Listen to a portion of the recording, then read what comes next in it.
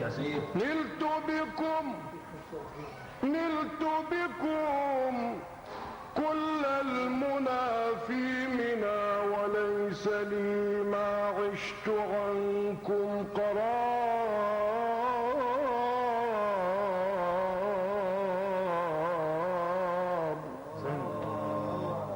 المصطفى المختار خير الورى وخير من تطوى له القفا.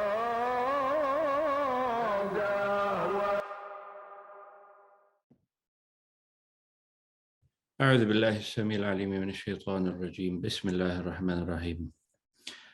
اللهم صل على سيدنا محمد عبدك ورسولك النبي الأمي وعلى آله وأصحابه أجمعين.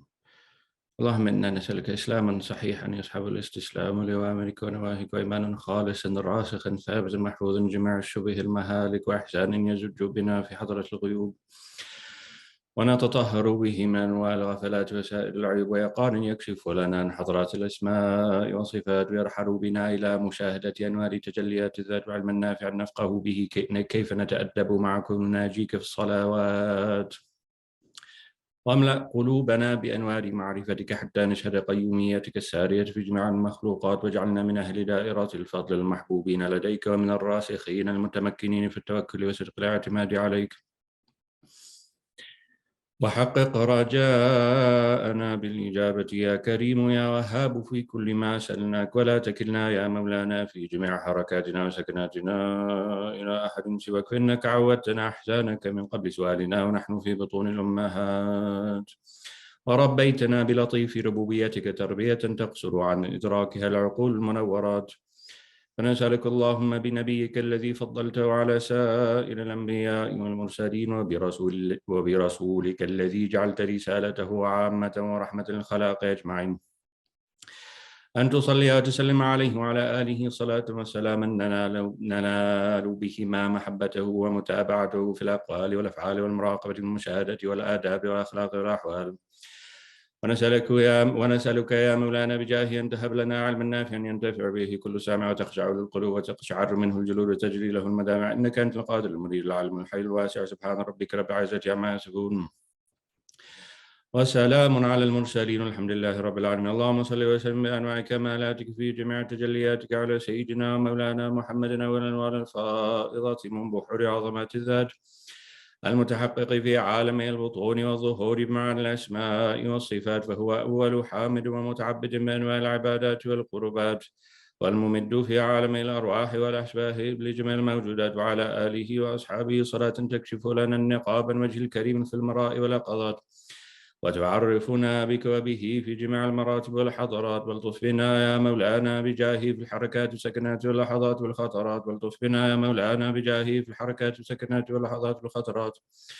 والطف بنا يا مولانا بجاهه في الحركات والسكنات واللحظات والخطرات. سبحان ربك رب العزة عما يصفون وسلام على المرسلين والحمد لله رب العالمين. اللهم لا علم لنا إلا ما علمتنا إنك أنت العليم الحكيم. اللهم علمنا ما ينفعنا وانفعنا بما علمتنا وزدنا من فضلك علما وتعليما إنك على كل شيء قدير. Very good. Now we are can't remember what page we're on. Is dear Niaz there? Oh, Niaz. Maulana, how are you? Assalamu alaikum, how are you doing? Wa alaikum assalam wa rahmatullah. Ahlan wa sahlan. How's everything? Alhamdulillah, it's good to resume our lessons, alhamdulillah. Yes, resume our madarasa. Yeah, it's been a long time. So, so we're talking about contemporary attempts to make Kant into a pragmatist, and this involves recognizing the metacritical problem, but trying to defend Kant by saying, well, he's just a pragmatist. So the objection raised against Kant from the metaphysical perspective is you, Ayuha Kant, are just as dogmatic as the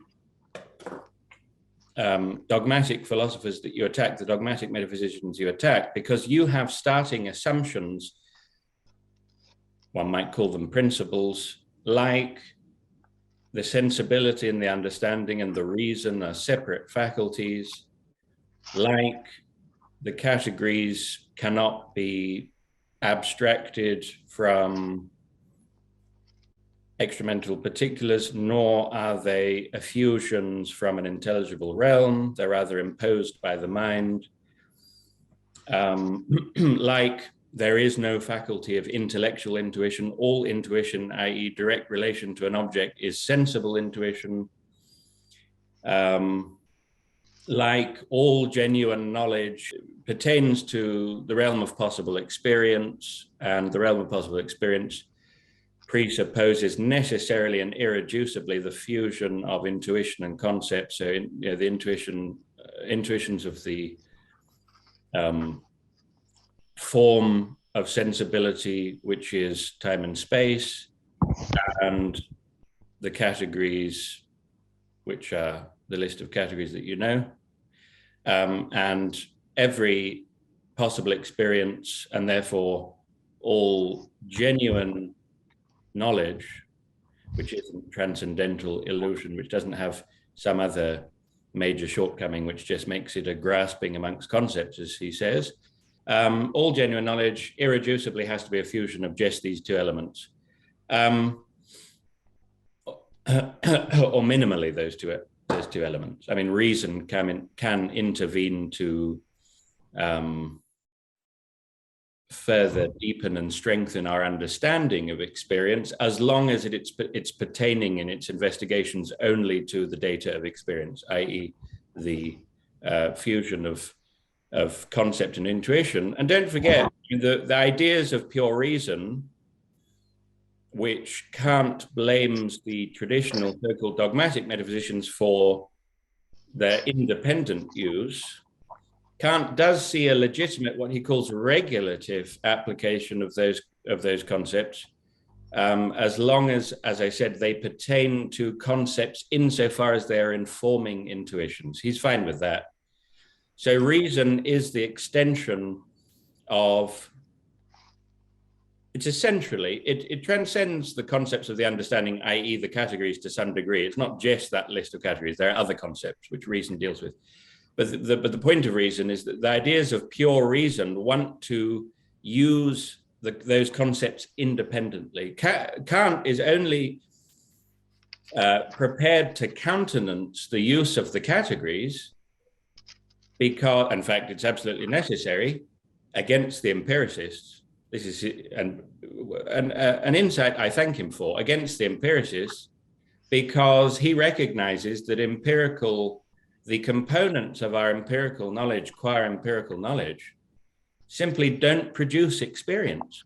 They don't produce a world of substances, a world configured in relation, where all the substances are configured in relation to one another, a world of unities, a world of multiplicities in unities, and so on. So he says, yes, for empirical experience, the only real type of experience, which is, again, that fusion of intuitions and categories, you need categories, right? I mean, that's basically tautological now, but it's just the stipulation of his theory. So, but the ideas of pure reason are more or less the list of categories plus more concepts, but they are employed independently, whereas the only legitimate use of the categories is insofar as they're applied to intuitions. Now, reason, there's a very limited place Kant does very generously see for reason, which is that it can illuminate the nature of our knowledge of empirical particulars, as in our real knowledge. So it might tell us a little bit more about it. And I think Kant would likely, and this is a disputed question, so what is Kant really up to? What faculty is he using when he's doing the critique of pure reason? And that's really what the metacritical problem amounts to. What faculty, O Kant, are you using when you are doing your critical project, right? Because it's clearly not just a series of fusions of intuition and concept, because then you'd just be describing the world. You'd be saying, now I'm seeing a greenhouse with a pointy roof and some electricity lines, and it's very sunny. That's not, and then he'd unpack that experience in terms of the intuition of time and space and the categories of this and that, substance and relation and so on. But no, what he's doing in the critique is something entirely different, clearly. So what is he doing? Now, I suspect, and this is a disputed question, as I said, there's no clear answer on this, because as a number of the commentators ruefully remark, Kant doesn't really address the question, but explicitly. He shows one or two hints here or there that he understands the problem, but he doesn't explicitly address the question. But I suspect he would say, I am employing reason in its regulative use, right? So I'm employing the capacity we have for pure abstract thought, but only to talk about the only legitimate domain of the application of these concepts in order to produce real knowledge, i.e. empirical experience. So I'm just deploying those ideas of pure reason in a regulative role in order to illuminate the nature of my critical endeavor. Anyway, that doesn't save him at all, but it's just what he might say, because the question still arises, well then, Kant, is your deployment of your pure ideas of reason describing the way things really are or not? Because you believe that your philosophy is true, right? And if they are describing the way reality really is, then you've got knowledge of things in themselves, which is your stated purpose to deny. And if they're not describing reality as it really is, then we don't really have to worry very much, and we'll probably shouldn't bother reading your book any longer, because you're not even claiming that it's true. So anyway, so you can see why the contemporary pragmatism wants to make Kant into a pragmatist. It's partly because Kant is their father. And, I suppose progeny might want to think that their father's similar to them. And Kant produced pragmatism. I mean, it wouldn't exist as a philosophical movement without Kant. And specifically, as with most contemporary philosophy, it tends to either trace its lineage back to Kant's practical philosophy or his theoretical philosophy, right? So practical philosophy, things like the Critique of Practical Reason, groundwork of the Metaphysics of Morals, and theoretical, most fundamentally, by far the most important, would be the Critique of Pure Reason. So, so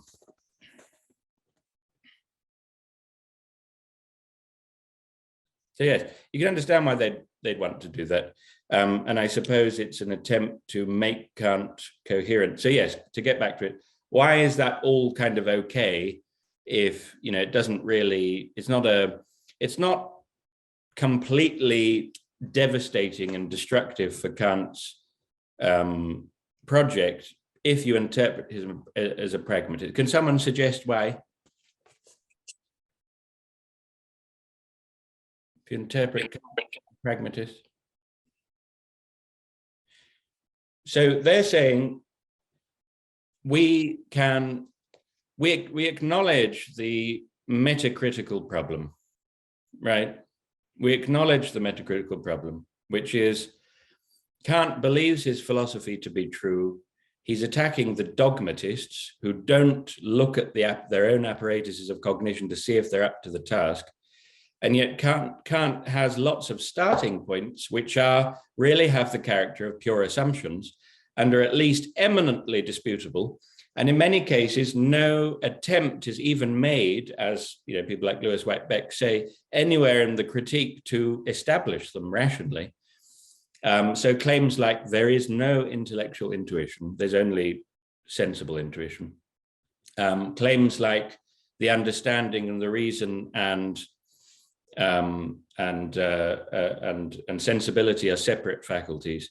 The claim that all genuine knowledge of the world, right, is knowledge of appearances. And we can have genuine knowledge of the world because of the way that the world is defined, because of the way that nature is defined. So in a way, it's always a self-fulfilling prophecy for Kant, because he defines nature as, in almost exactly the way that he defines experience, as in it's the fusion of intuitions, of the matter of sensibility, which is sensation, and the form of sensibility, which is time and space, with the list of categories.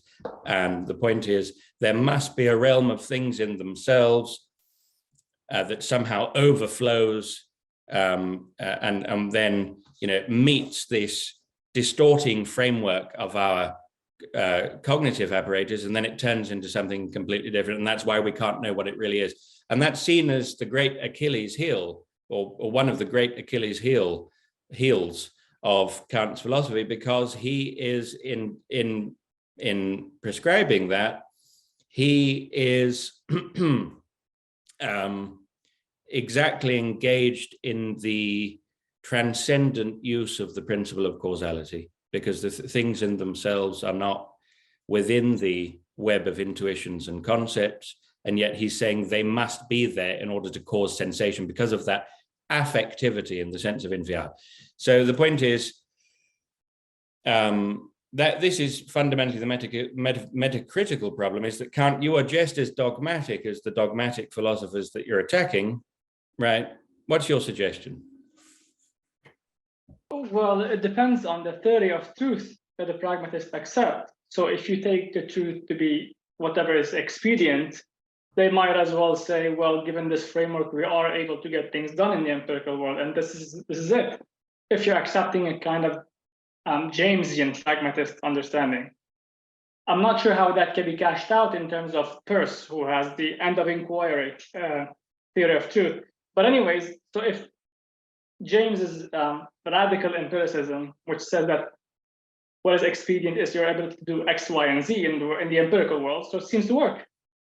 Exactly. So this is what those who want to make Kant into pragmatists say. They say, yes, the metacritical problem is a major problem if Kant wants to affirm that his philosophy is objectively true. But if he's simply saying it works for my goal of creating a rational system, then it's not a problem. So the metacritical problem still, pertains to Kant, and it does arise naturally if you exhaustively plumb the depths of his claims. But if you have a pragmatist solution and you make Kant ultimately into a pragmatist, it doesn't matter, because the philosophy is not meant to be true in any correspondence theory of truth, which of course Kant rejects. I mean, the most likely thing is that he has a coherence theory of truth, as one of his most important commentators, Norman Kemp Smith, claims, and he would actually be the originator of the coherence theory in that case, rather than Hegel, as is usually assumed. But he's simply he has the goal of creating an ordered, rational system of the world, and that's his goal. Now, anyway, so let's evaluate that a little bit. So, top of 57. Beck. Well, okay, this is line 1, 2, 3, 4, 5, 6, 7 or something. Okay, Beck. So Louis White Beck's, a very well-known, very important commentator on Kant. So Beck concedes that we cannot show, as Kant repeatedly confesses, why they must be so and not otherwise, right? Our cognitive apparatuses. So, they happen to look like that to me because I'm very clever. And then, well, how do you know Kant? It's like, well, can't be any other way. Yeah, it's very immensely convenient, I have to say. So Beck concedes that we cannot show, as Kant repeatedly confesses, why they must be so and not otherwise, yet nonetheless believes that Kant has good reasons for thinking that our faculties are constituted. These are good modern philosophy type of reasons. and our knowledge limited in the way that he claims. Yet most perplexingly, the good reasons that Beck cites simply involve the very Kantian assumptions that in a metacritique we are trying to account for and cannot thus simply assume. We did do this last time, I remember now. Anyway, we'll just get to the end of the 58 and then we'll start what we should be doing. It's a good muraja.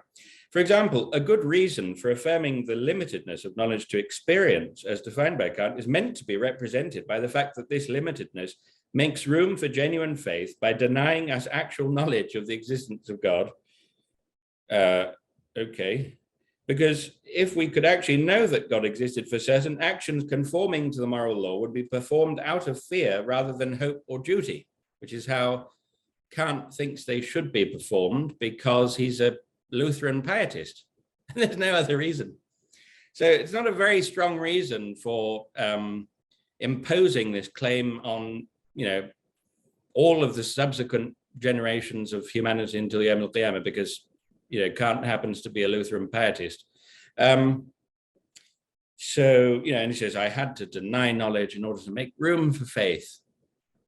Again, it's this Protestant conception of virtue and morality, that there's this virtue in the act of the leap in the dark of blind faith, right? And that's where the virtue lies. It's not in actually knowing that it's true.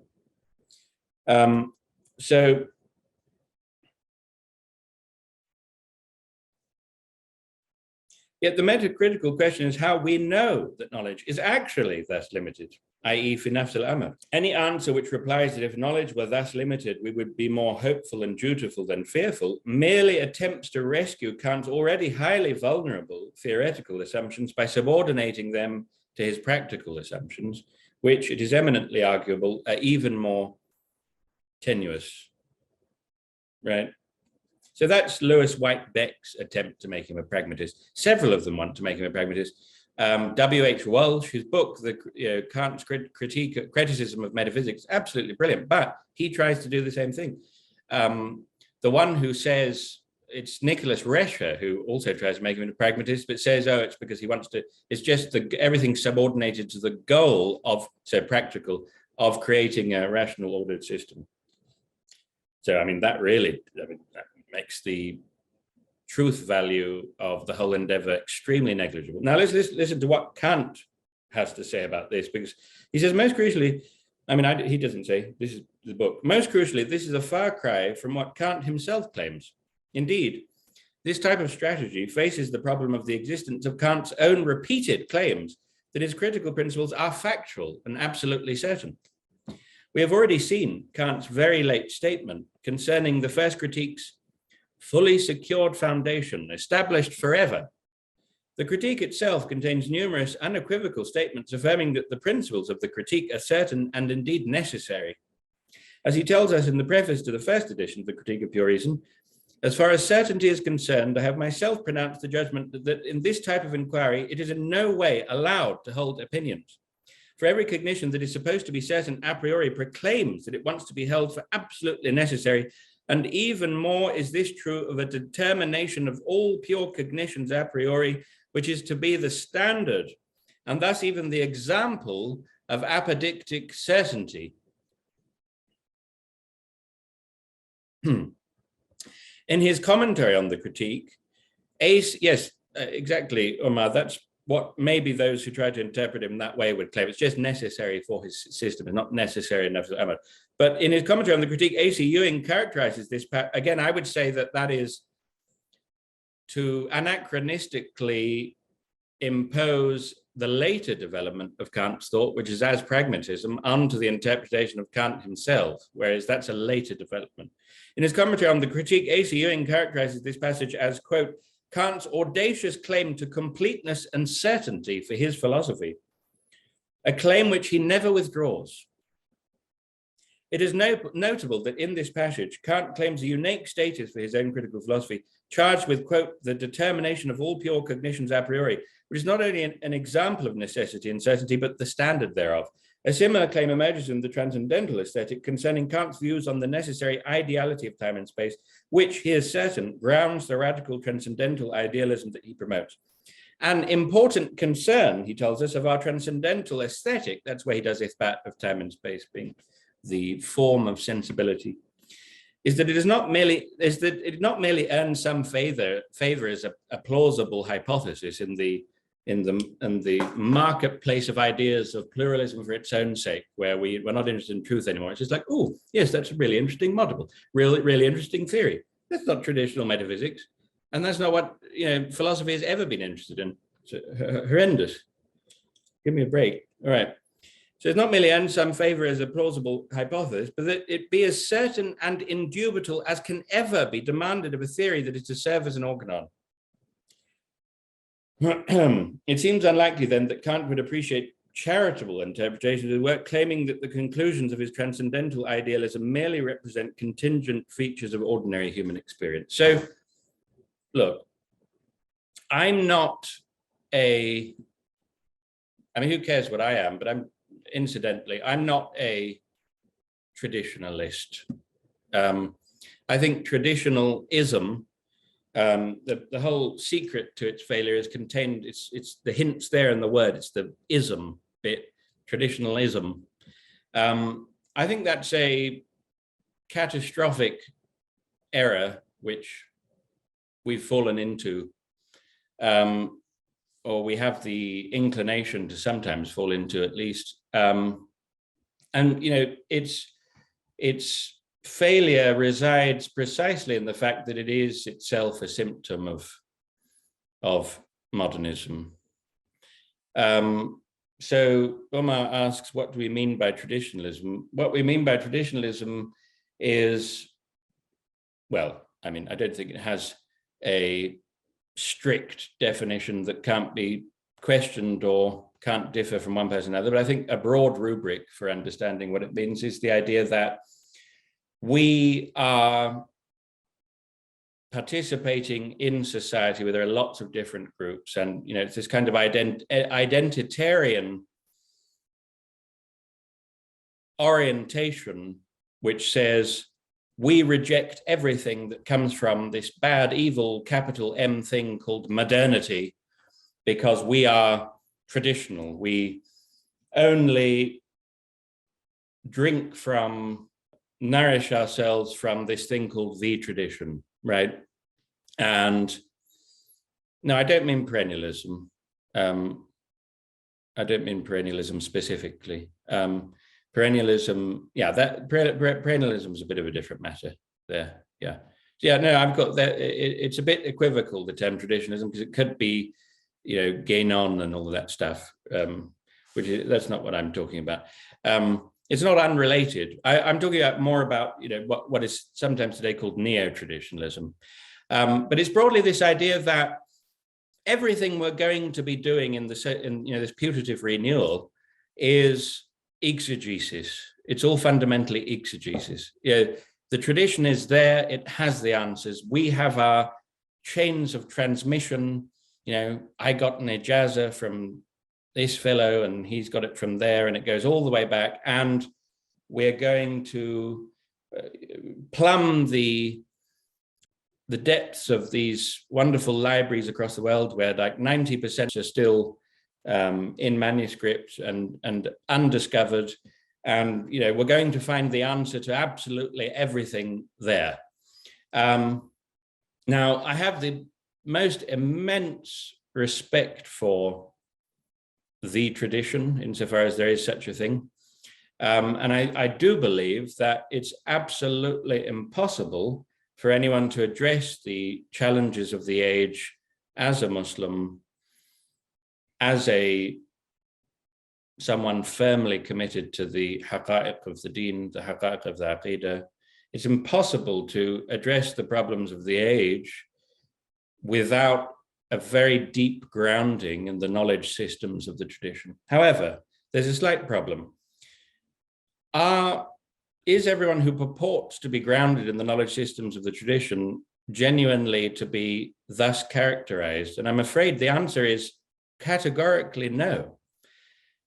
Now, it's true that all of the Islamic sciences declined very heavily, but this is most pronounced in the case of the aqliyat, right? And, all of the different, there's the aqliyat, there's, lots of different dimensions of the aqliyat. What I most fundamentally mean is ilm al-kalam, philosophy, logic, metaphysical Sufism. Of course, people would include things like usul al-fiqh. I think that's also experienced a sharp decline, but it's not quite the same issue. So this is a historically demonstrable fact. So just look at, let's say, Mughal India and Firangi Mahal, and then you have the Indian mutiny in 1051 or whatever it is.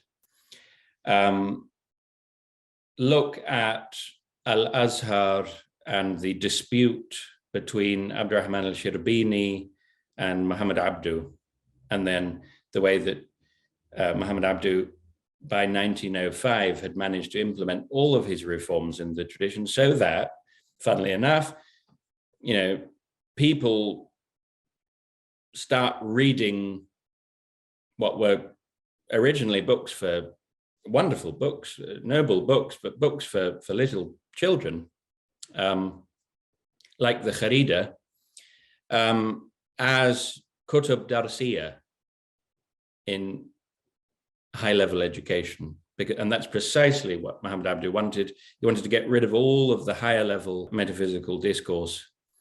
And, like Luther, it's pretty khabith, because he did it coming from the standpoint of actually knowing it. He wasn't a jahil who was like, we don't want any of this stuff. We just want, science and technology, and this is all standing in the way. No, he knew that tradition very well, and so it's mysterious, and it's alarming, and has the feeling of nefariousness that he went down that path. But Allahu alam, he was a genuine alim, a real alim, and so that's what took place in Al-Azhar, the reform of the curriculum there, so that it turned into frankly a third-rate secular institution. Now in Syria, I was told by people who had a specific interest in ilm al-kalam, most particularly in the question of why am I not finding it in the whole of Syria, which is a great and acknowledged great center of powerhouse of ilm and barakah. Why am I not finding? So he started to question some of the well-known ulama. I won't mention their names, but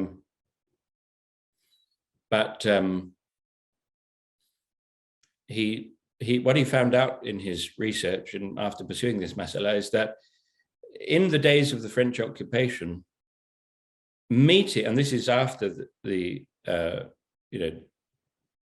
golden period of Mawlana Badruddin al-Hassani, who was a great imam in the ma'qul and the manqul, right? There were meetings that the ulama of Asham held in order to try to determine what on earth are we going to do. Everyone is now being forced to go into secular education. All of our institutions have lost their financial basis and their backing. The tulab al-ilm is no longer a credible route through life to pursue the ulum in the guise in which it used to be pursued, which is that the most intelligent students in the society, children, young people in the society would go into the ulum, just like today they go into engineering in the Arab world or medicine. And now if you have a balid in the family, you send them off to Sharia. But it used to be quite the opposite. So that's no longer feasible. What are we going to do? Because people are, the basic iman is going to be in great danger. And the explicit decision was taken to popularize the ulum, bring them into the masajid, right?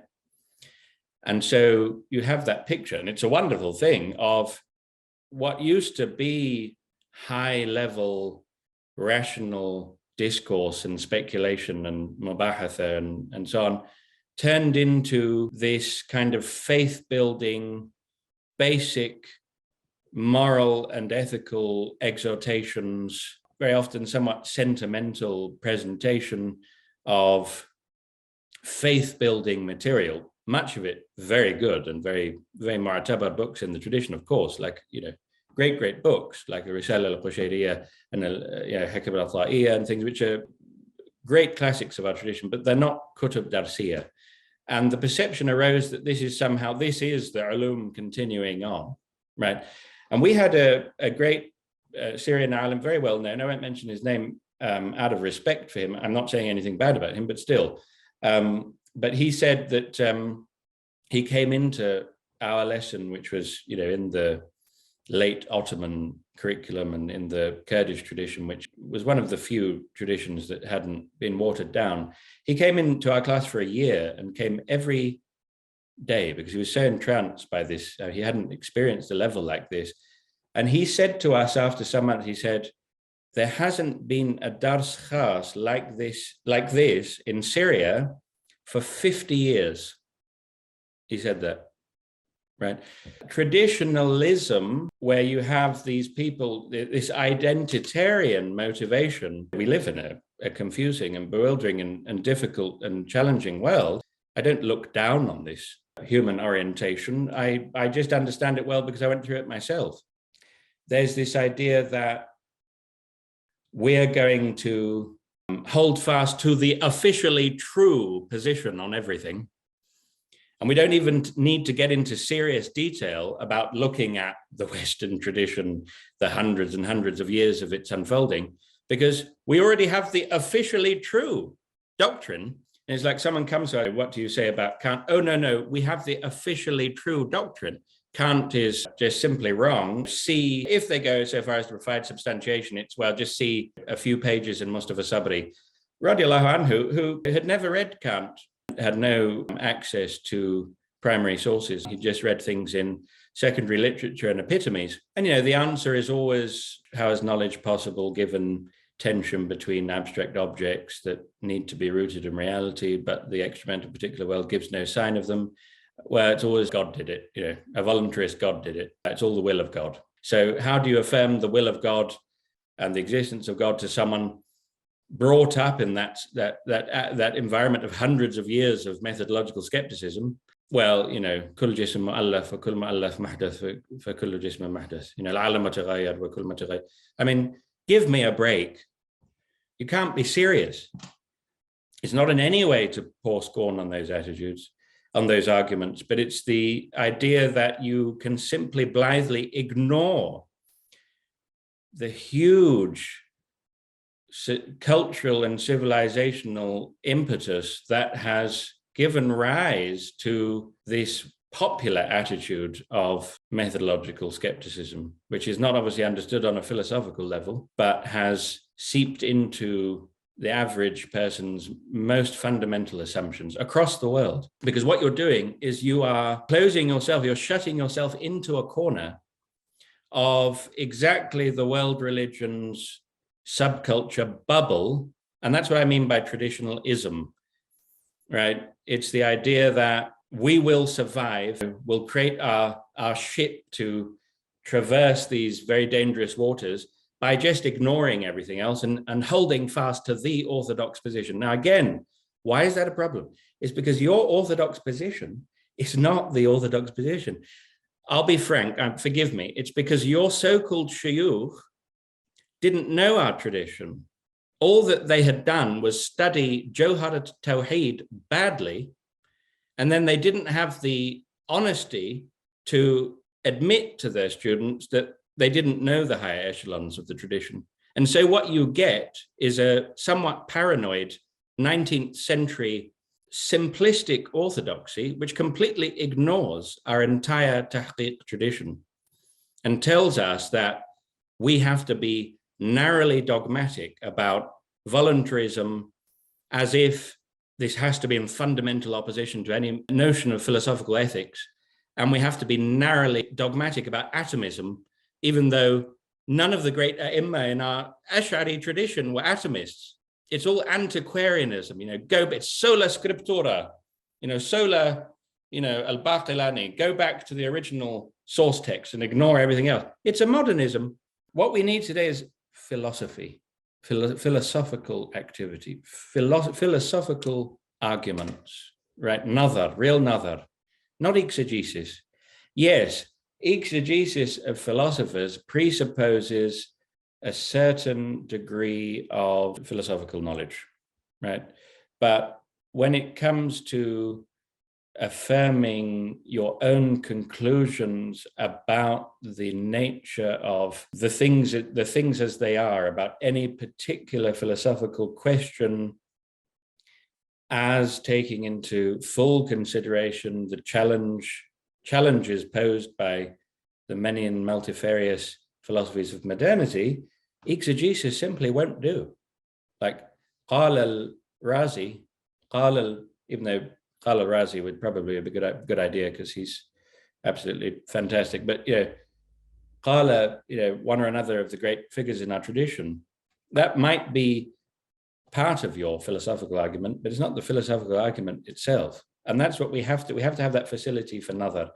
I've met one or two people in my life, extraordinary individuals, who can sit around a table of people talking about philosophy in a workshop or something, and they hear the people out, and they'll say,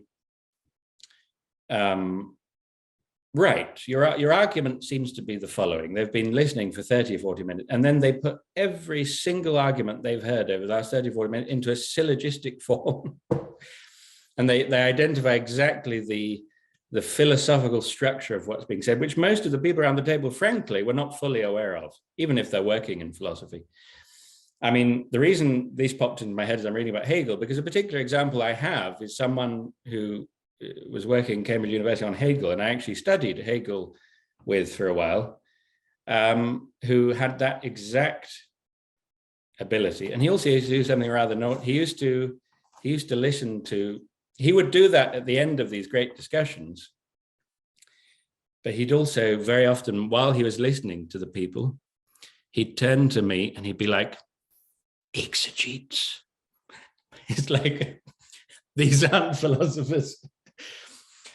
These are just exegetes, right? And he would make that very sharp distinction.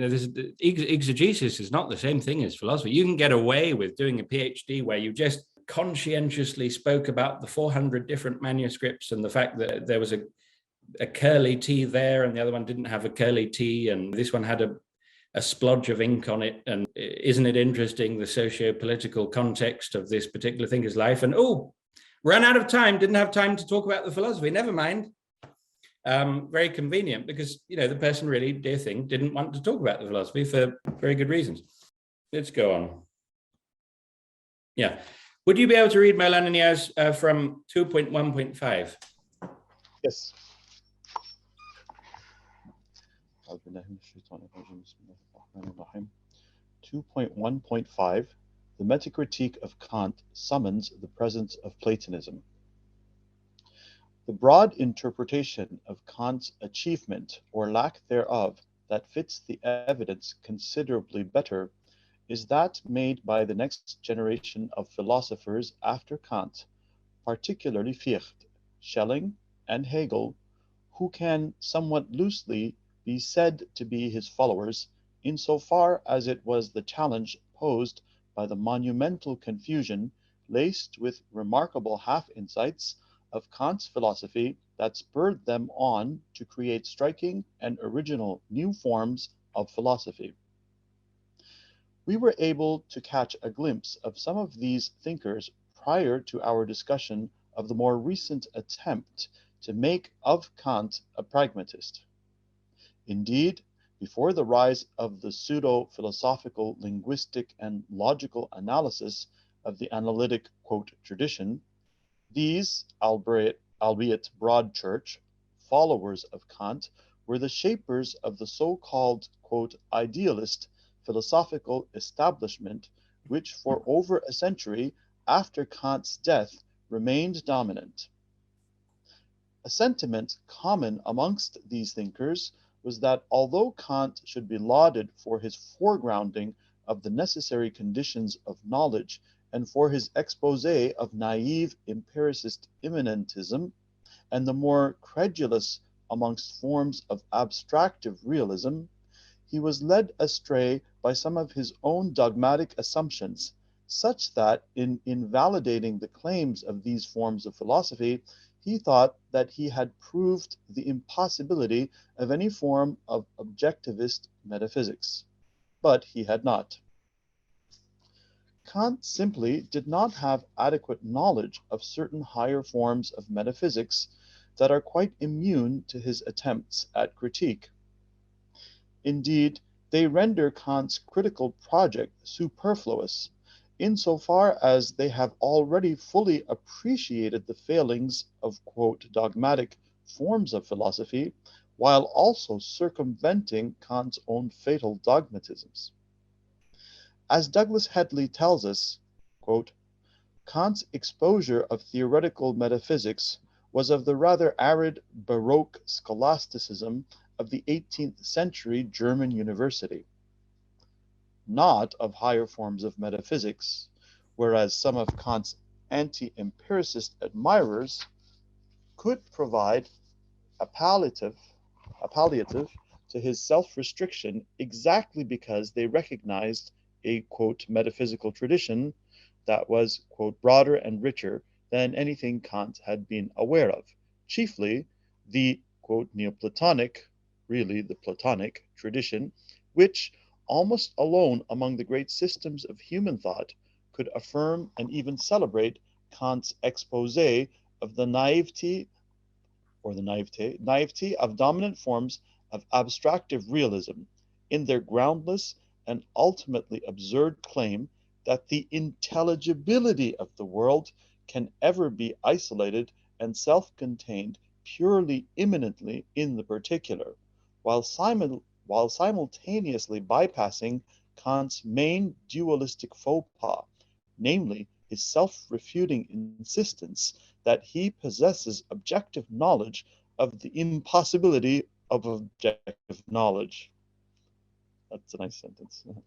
This sense that in Neoplatonism we have a powerful philosophy capable of remedying the errors of Kant, as also of clarifying his considerable insights about the necessity of the a priori framework of knowledge, certainly may have been one reason why, quote, the idealistic turn of the post-Kantian philosophy in Germany created a philosophical climate favorable for a new interest in Neoplatonism in general. Certainly, for the main transmitter of the thought of Kant and German idealism to England, and the primary inspiration behind the rise of British idealism, also, quote, nurtured on the Cambridge Platonists and their spiritual metaphysics, namely Samuel Taylor Coleridge, metaphysics was not a dogmatic illusion based upon the application of concepts beyond their legitimate range, but meant a life-forming vision and a manly resistance to the pugnacious dogmatism of partial reflection. Schelling and Hegel had been similarly nurtured and enriched, despite their acknowledged and vast debt to Kant, by influences from an altogether deeper region of philosophy. Schelling was famously and often brilliantly enraptured by the philosophy of Plotinus. Hegel not only, quote, professed to have found all the secrets of his dialectic in Plato's Parmenides, but moreover saw the Platonic commentator Proclus' thought as representing the single pinnacle of the Greek philosophical achievement. Hegel indeed, quote, communicates with Proclus as if he was looking back from the highest peak in the history of the universal spirit at its penultimate peak. Sheikh Benjamin, could you please read note 103? Assalamu alaikum wa rahmatullah. Can you hear me? Wa alaikum salam. Yes, we can hear you. J.N. Findlay, Ascent to the Absolute, Metaphysical Papers and Lectures. London, George Allen and Unwin, 1970, page 249. Hegel's following of Plato is evinced in his choice of the Begriff, the notion, as his categorical absolute, of which the idea is the mature phase, the former being a principle of universality, which also declares itself in specificity and individuality, while the latter further embodies the livingness and the mindedness in which universality declares itself supremely. Thank you very much. The aptness of German idealism to dissolve Kant's quasi-Magian dualisms, especially his distinction between appearances and things themselves, seemed to free philosophy from the spectre of subjectivism and open up the possibility of a real and renewed metaphysical knowledge, now decisively freed by Kant from the absurdities of empiricist phenomenalism. Because what happens with empiricism, in extreme forms like Hume, it turns into phenomenalism. Yet in rightly rejecting the voluntary locked-in syndrome chosen by Kant, with his thesis of the imposition of pseudo-intelligibility upon the object, in favor of the identification of thought and reality, which is, what the characteristic foundation of the thought of the German idealists who presuppose Kant but go beyond Kant, it is arguable that many of the German idealists quite inadvertently leveled reality. Right, so it all sounded very nice, reducing it to the merely immanent dimensions of thought. So in note 105, we cannot contribute here to the fascinating debate about immanent and transcendent interpretations of Hegel, but the great bulk of the evidence seems to strongly favor the former interpretation. One of the best expositions of the immanentist view is that of Anselm Min, Hegel's absolute transcendent or immanent, although Min himself advocates some rather strained argumentation for the transcendent view. In summarizing the immanentist interpretation, Min notes that many commentators on Hegel understand him to teach, quote, that the absolute has no reality of its own, its reality being exhaustively definable in terms of the totality of finite beings, even if it could not be identified with any one finite being, or even with all finite beings as an aggregate, and that it has no proper self-consciousness except insofar as it is mediated by the self-consciousness of finite spirits. So what one might call the Platonic notion of appearances acknowledges that sensible reality is merely an imperfect copy of things as they are. Right. So this is not, so that there are apparent parities between German idealism and Platonism, I think very fruitful ones, and I think ones that we ignore at our peril, and that's our own philosophical poverty. I mean, we have, it's of exceptional interest, because it's all in the idea, how do we resolve Kant's dualisms while preserving his anti-empiricist insights? But the problem with German idealism, it tended to level reality. It couldn't countenance the idea of degrees of being, right? And so in its identification of thought and being, it wasn't the Platonist identification of thought and being, because, and this is very interesting, what is the Platonist identification of thought and being, right? Can anyone answer that? I know there are some people who can answer, but anyway, they're they're too humble to answer. So the Platonist identification of thought and being is, well, what is the world of intellect, capital I intellect, which is the world of the forms, which is the world of substance, right?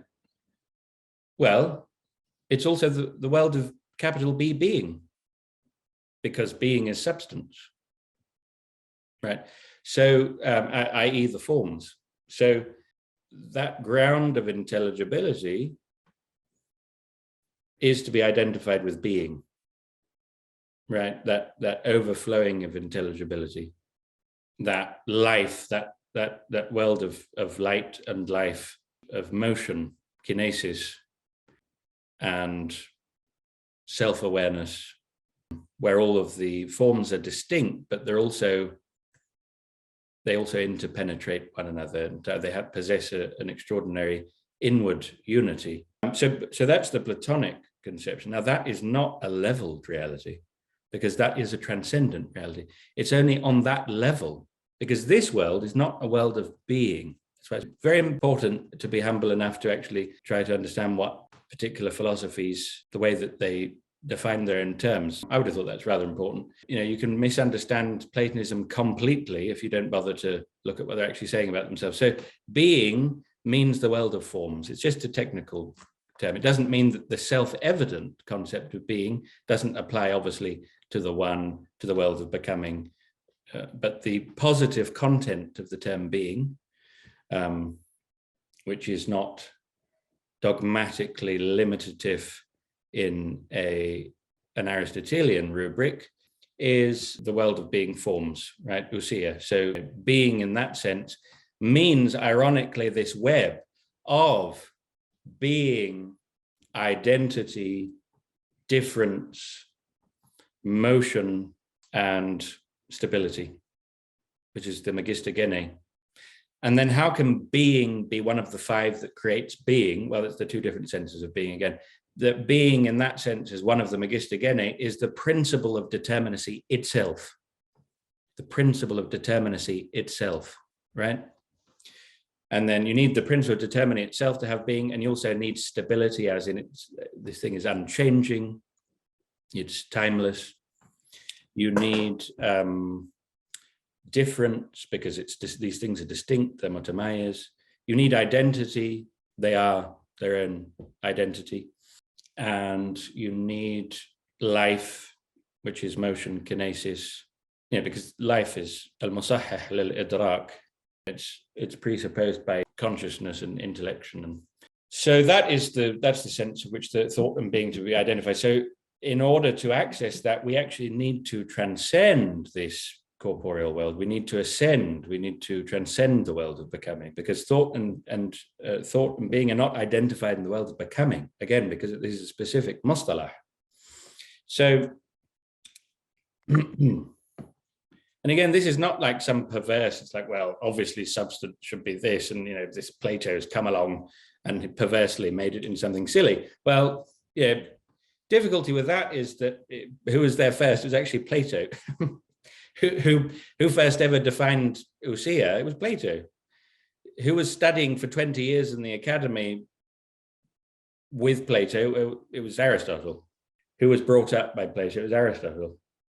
Who possibly went up in a huff because Plato gave the academy to Speusippus, his nephew, instead of Aristotle? Possibly Aristotle. It's highly speculative, but eminently possible. There are interesting parities, like the identification of thought and reality. But in the German idealist, that's flattened. That's a flattened account of thought and reality. Whereas in the Platonist, it's not. I just wanted to ask a question. So no, please don't ask a question. Oh, I'm sick of questions. Just tell us something. Well, okay, I'll try. So I've been thinking about myself exploring the parallels between certain German idealist thinkers and the Platonist philosophers. So obviously, Hegel has a very deep philosophical appreciation for an idealist way of thinking about reality and a deep insight into it. The idea is everywhere. In him, I was often we read works like the Phenomenology or the Science of Logic, but he also has these writings. They're usually his lectures on the philosophy of religion, lectures on the history of philosophy, etc. And the idealist orientation is very clear to see there. Idea is the basic category of his thinking, and anything, whatever, it's a chair, table, painting, human being, everything is manifestation of the idea in some way. And so he has this radical ability to see everything in a unified idealistic philosophical vision, which is extremely impressive. But it seems to me that one, and this is really a question I'm just exploring, but it seems to me one really fundamental point of distinction between him and, let's say, a Platonic orientation is that he wants to be a pretty committed realist about time. He wants to think that time, temporality, a kind of forward movement is an essential determination in the ideal structure of reality. He thinks that that's just the way the idea is. It's a temporally developing thing, right.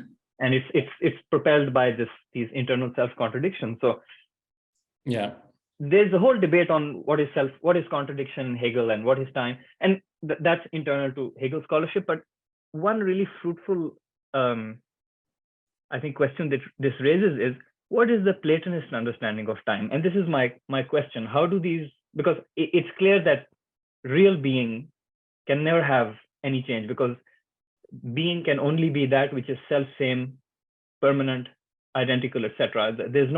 It's not possible to conceive that a circle, for instance, is a circle 1 second and then the next second becomes a square. So to be circle, the meaning, the intelligible content there, temporality, change, etc., cannot obtain there. But Hegel seems to have some kind of very elaborate way of trying to argue that no, there's this inherent contradiction in any particular static determination of the idea, and then it has to move forward by just getting through further and more contradictions. So it seems like for the Platonists, their understanding of time and this world, this immanent world, as something really shadowy and fleeting and impermanent, that's this fundamental point of divergence. I don't know other German idealists very well at all, like Schelling or Fichte, so I can't speak much about them. But at least in Hegel, it seems that it's this understanding of time as either shadowy and totally ontologically insubstantial and utterly dependent, versus in Hegel, it's like this very conceptually intelligible determination in being. So I'm just starting to think now more about what it means to understand time as something shadowy and totally dependent. If you could illuminate this for us. No, I mean, yes, I think that is a very fundamental difference, and it may well be, as you've suggested, the most fundamental difference. I think we need to read 3:7 of Plotinus on eternity and time, because this is very fundamental, what you've said. Hegel's an immanentist, everything's limited to that temporal dimension. He is fundamentally Aristotelian in that sense. And although we say that Hegel has a huge influence from Platonism, much more fundamentally, it's an Aristotelian influence. He can be a very faithful Aristotelian. Now, the Platonist understanding of time, I mean, of course, Plato in the Timaeus calls time the moving image of eternity. And what Plotinus offers in 3:7 is this account of eternity in terms, again, of the Megistogene. It's very, very interesting. So you have, 6:1-3, particularly 6:2, the Megistogene are investigated and established. And in 3:7 on time and eternity, you actually find that eternity is fundamentally defined as the web woven by the Megistogene. Right, so those are the properties of eternity, and the properties of time are in the way the absence, the falling away of those Megistogene. So the failure of those Megistogene of stability, unchanging reality, right? So you get this counterfeit intelligibility in the flux of becoming, right? So that is, in a way, becomes imperfectly manifest. You have the perfect manifestation of real identity. Why does it always fall short of real being? It's precisely its temporality. Right now, we're in flux. Like the image that you have of me, the image that I have of you, if we reduce it simply to those components of the flux, there's no real intelligibility there. I'm an essence in the Aristotelian view, but, I'm the hylomorphic fusion of form and matter, individuated in this composite, and that's where the form resides. I'm it. But it's not there in any given temporal moment. All that's there are those fleeting impressions of sense data. And yes, organized to a certain degree, but organized surely in terms of a framework that must necessarily transcend that immanent, very limited, very fleeting, very unsatisfying vision of intelligibility. It is precisely that flux that at every moment we are moving towards the actualization of new empirical properties, but no given iteration of those empirical properties in any temporal moment is in any way constitutive of the pure intelligibility itself, which requires, it must be conditioned, must be constituted by those Megistogene in order to qualify as that framework of intelligibility. I think we really should read 3 to 3.7. I think perhaps that's the next Platonist thing we'll read, because it's a very, very interesting question. Thank you, Maulana. Please do that more often. Are you happy to read, Maulana Niaz, or should I? Are you tired? Should I get someone else? No. Absolutely. Okay. Yeah. Okay. Now, should we read from what one might call the Platonic notion of appearances? From there, page just after the footnote. I think that's where we were. Yeah. Okay. What one might call the Platonic notion of appearances acknowledges that sensible reality is merely an imperfect copy of things as they are, the pristinely intelligible world of beauty and splendor, accessible in the right conditions to the illuminated intellect freed by the purified soul.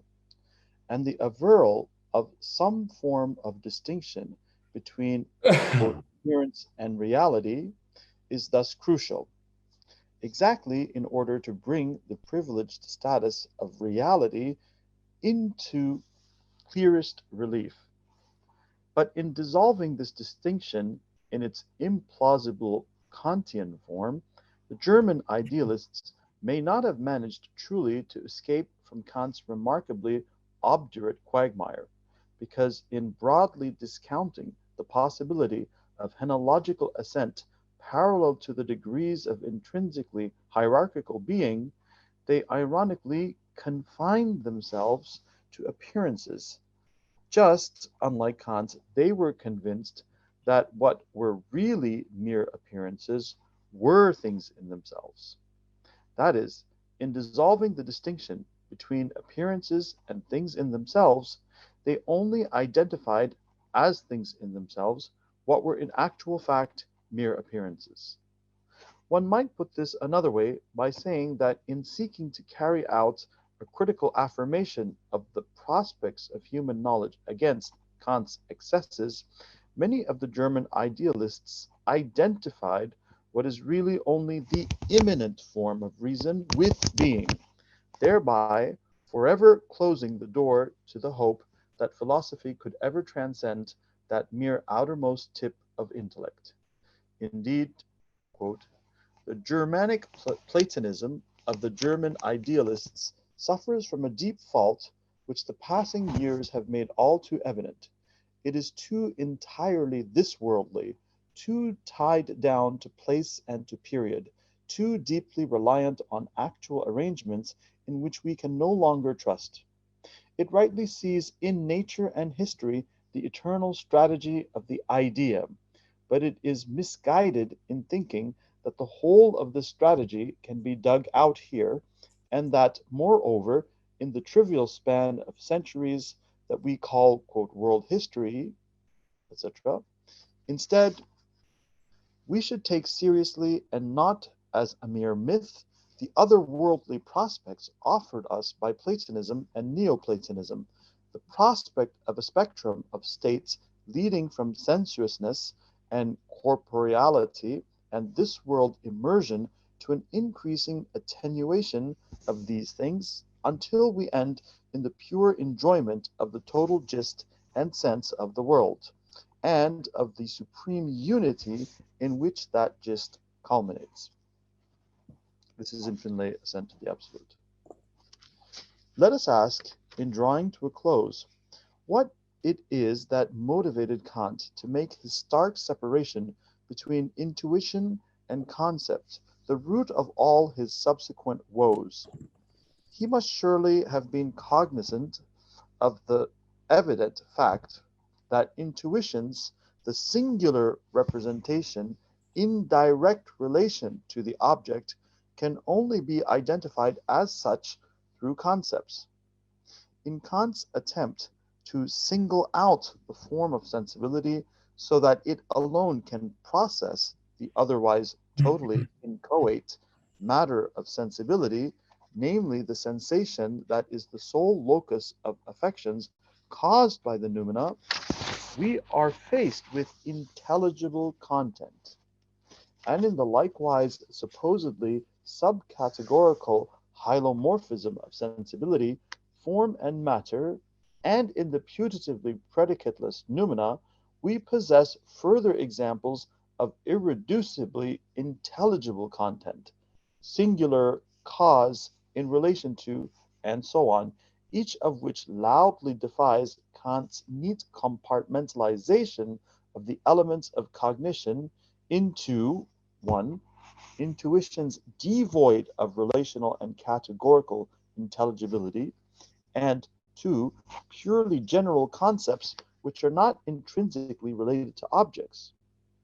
And how can Kant define noumena through negation from the known and still necessarily ascribe being, unity, and multiplicity, causality, and relation to the noumena? Whereas, quote, the unconditioned is revealed by henology, for which we have the most exacting warrant possible, to wit, intellectual intuition of the forms of first principles of intelligibility, which alone make possible any distinct cognition whatever, Kant's attempt to justify his unconditioned noumena is a shambles of flagrant self-refutation and contradiction. The path to the absolute principle of unity is embedded in the structure of both being and knowing. By what right can Kant claim to have barred that route based on his tenuous assumptions? Both Kant's transcendental unity of apperception and his intuitions are only intelligible in terms of the conceptual apparatuses of the categories. Without them, they simply disappear. In reality, it is the framework of distinct intelligibility, known initially through intellectual intuition, that is the true, quote, given, and it is absurd to define sensible intuition inescapably through that prior framework of intelligibility, and then insist that it is actually independent and cut off. And which faculty... Go on, Maulana.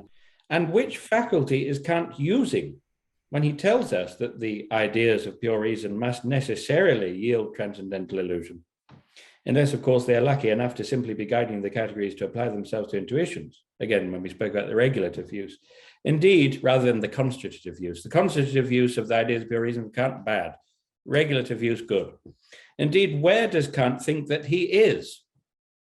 When he is neatly, so it's a bit different saying, who does he think he is? Who does he think he is? Indeed, where does Kant think that he is when he is neatly separating sensible intuition, the understanding and reason? In what domain is he doing the separating? To be is to be intelligible, and the attempt to separate the real from its intrinsic intelligibility is folly.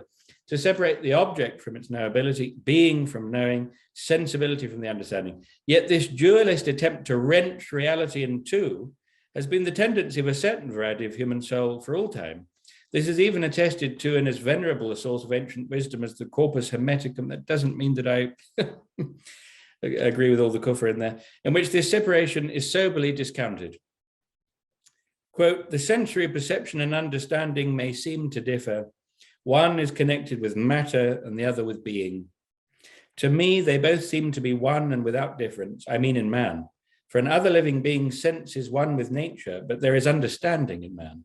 Now, sense and understanding both flow together in man as they are entwined with each other. It is neither possible to understand without sense, nor to sense without understanding. Sense partly belongs to the body and partly to the soul, and whenever both parts of sense are in unison, understanding arises, being born from nous. Okay, that's Hermes to Asclepius, in the way of Hermes. As I've shown in Things as They Are, our capacity for sensation, as well as its objects, are each intrinsically and inextricably imbued with the intelligible. Now, when the immanent dimension of the intelligible and the sense of the mental existence of our rational and conceptual apparatuses is viewed as indeed it can be in isolation from the extramental worlds of particulars, it is revealed as a world of greater generality and distinct intelligibility than the sensible, which nonetheless represents a more limited manifestation of pure intelligibility, more directly accessible to our intelligence than to our senses. It is when these truths are assented to that the necessity for the relationship between the two domains, right, as each insufficiently explanatory to account for the phenomenon of intelligibility itself, right? The necessity for the relationship between the two domains to have been defined in a principle of unity that transcends both becomes established, the transcendent rather than immanent intelligible world. Without this, neither would exist at all.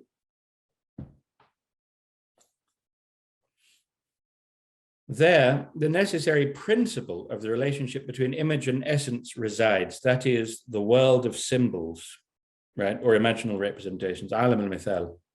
These multiplicitous images and essences are in turn resolved into a world of pure incorporeal meanings, imbued with life and irreducible personhood, the world of spirits, right? Which is, people think, oh, Ion Thabita, world of forms. La. The Platos just aren't good enough to have a world of Ion Thabita. They're almost there. They've got like the principles of aperon and peras, you know, limit and infinity, which are supposed to be responsible for producing the forms, but it doesn't really make much sense. So the world of forms is really much more like the world of spirits. And then again, if you look in Suhrawardi, if you look in Imam al-Ghazali, in Mishkat al-Anwar, he's obviously an Ishraqi. Yeah, the world of forms, at least if not so named, in Suhrawardi it is so named, in Imam al-Ghazali it's not, but the function is precisely the same, is identified with the angelic realm. Now that is much more like actual Platonism than the fantasy of just the duplication of objects, that you've got a table and then you've got another table up there, and then what constitutes the source of the intelligibility of this table and the transcendent table. So there must be a third table. That's the third man, which is really shows that Aristotle wasn't admitted to the inner circle of the Platonist majalis for a very good reason, because he wasn't very sheltered. No, of course he was very sheltered, I'm just kidding. But it's complete horrible misrepresentation, the third man thing. And it's something dealt with in the Parmenides. It's actually Plato who came up with that objection. Third man is in Parmenides. And funnily enough, there's a character in Parmenides called Aristotle, and Findlay thinks that's actually a dig at Aristotle himself. So Allah. Anyway, he thinks it may be anyway. So, yeah, these multiplicitous images and essences in the world of symbols. So how is there symbolism? The symbolism is part and parcel of our imaginative cognition of the world. We're always thinking in terms of symbolism. It's an irreducible part of our cognition, even though we try to exclude it by making these rigid classifications. But how is symbolism possible? Well, it's because we have an insight on this account into alam al-mithal. It's an intuition into alam al-mithal. And it presupposes what I call this isomorphism between knowing subject and object. So we, in the process of purification, we become ready to have that intuition into the alam al-mithal. That's how symbolism is possible. And obviously, in so many of the sources of our religion, you have, for example, the ram which is brought and is slaughtered, and it is said, death has been killed, death has died. How is a ram death? That's because of alam al-mithal, because it's an image manifesting that pure meaning. It's not the only image that it can take. The same with the Prophet ﷺ being offered the water or wine or milk and wine. There's different riwayas. That is also a manifestation of alam al-mithal, because that's the fitrah. Now, how is milk the fitrah? Fitrah is the fitrah. How's milk the fitrah? Again, it's because it's one image of, symbolic image of the fitrah. So these multiplicitous images and essences are in turn resolved into a world of pure incorporeal meanings, imbued with life and irreducible personhood, the world of spirits. So that pure meaning overflows from the world of spirits, and in the individuation conditions of alam al-mithal are precisely that multiplicity of form, that symbolic plenitude, that symbolic fecundity, that's the one I was looking for, which can take numerous imaginal forms, but it is one in itself, one meaning, which comes from the world of spirit. Irreducible, that is, in relation to any other finite domain, but ultimately a gift of the immutable archetype. Now, the immutable archetypes are different. Being generously made to overflow. Some people say, oh, someone once explained to me, no offense to the person, very well known, the ionothebites are not archetypes in any way. They're just the particulars. Just the particulars. No, they're not.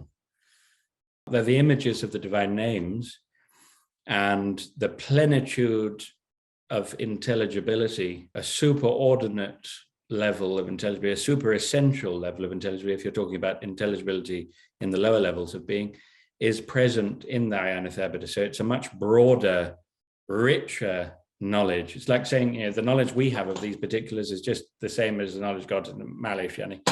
It's Allah Ta'ala who has exhaustive knowledge of all of the possible dimensions of that thing as images of the divine name. So they're very much archetypes, but it's true that they contain all of the particularity, it's just that they surpass that. Concepts and the general phenomena of the mental experience of distinct intelligibles as intentional objects are not only the effects of intelligible objects. Okay, so again, concepts are just concepts.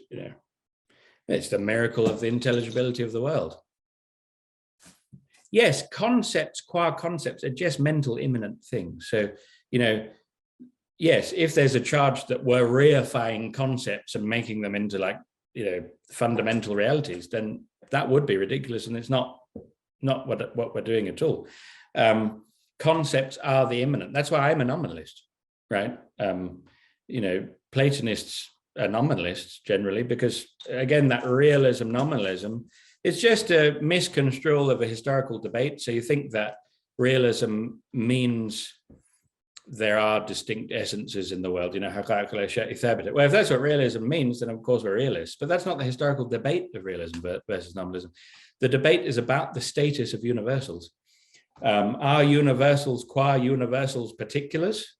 You can already answer that a priori. No, they're not. They're universals because it would be a breach of the principle of non-contradiction to say they were particulars. Particular, the juz'i is ما يمنع النفس تصور مفهومه عن وقوع الشركة بين كثيرين. Shirka and sharika both allowed. Right, so that which the pure conceptualization of that thing prevents or precludes the possibility of participation in many.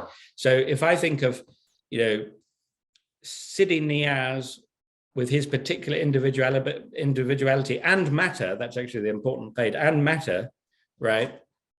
He precludes participation in many. He can only be one. There can only be one, right?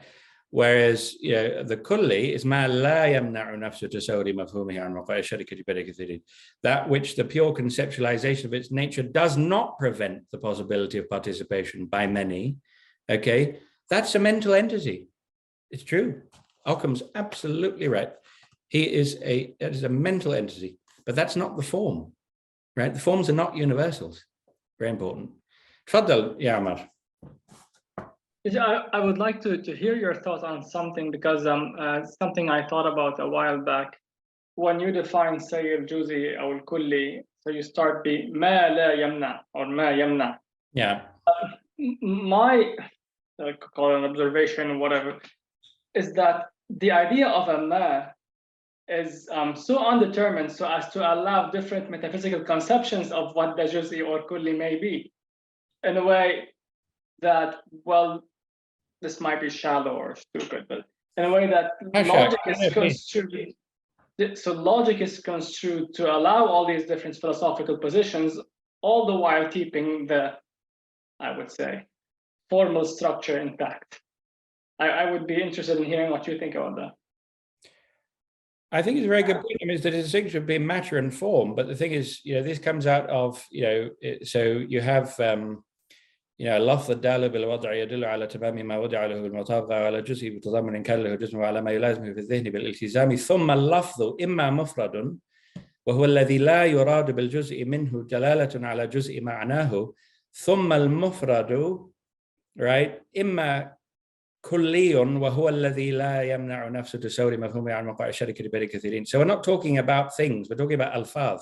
Now, obviously, it's the concept which when we start to engage in a metaphysical appraisal of, let's say, philosophical logic, then the concept has to have a ontological status. And of course, the definition of logic, which was really standard throughout the Islamic world, and people rightly say the later definition, which they make this big hoo-ha as if it was this huge revolution, but it wasn't. It was really more or less the same thing, whether you say tasawwur and tasdiqat or al-ma'qulat al-thaniya.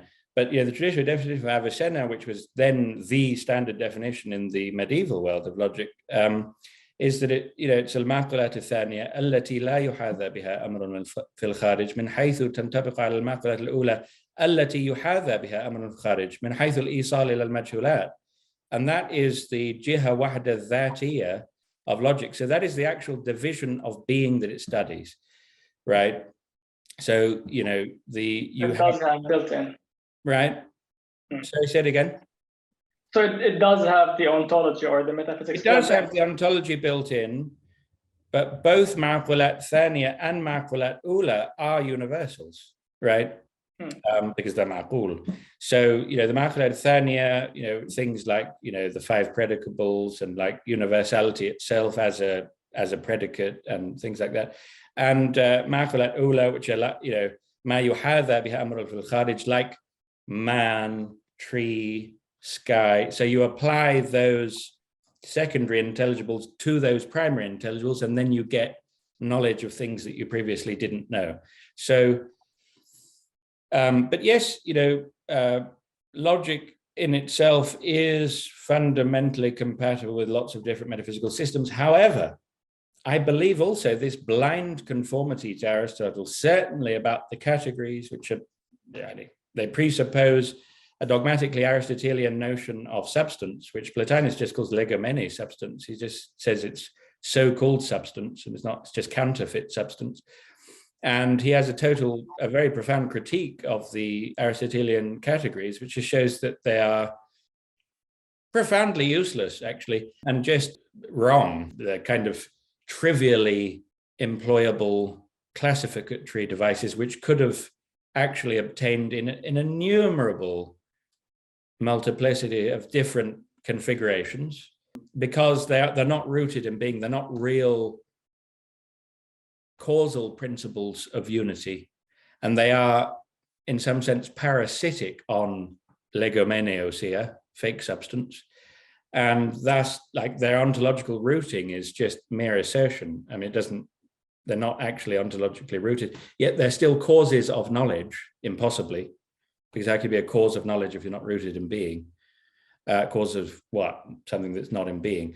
So, and how is it a cause if it's not there? So, what I'm trying to say is, not just in the categories, also just in all of the immanentist assumptions which go into Aristotelian logic, quantification over individuals. Yes, you can quantify over individuals, but there are other structures of entailment and concomitants other than just quantification over individuals, because why is the individual the primary, why is it primary being as it is in Aristotle? The point is there are many considerations, and I think that one of our projects has to be, I was previously of the blind traditionalism about logic, but I'm not anymore, because it's not just the challenge of modern logic, which I no longer think we can ignore.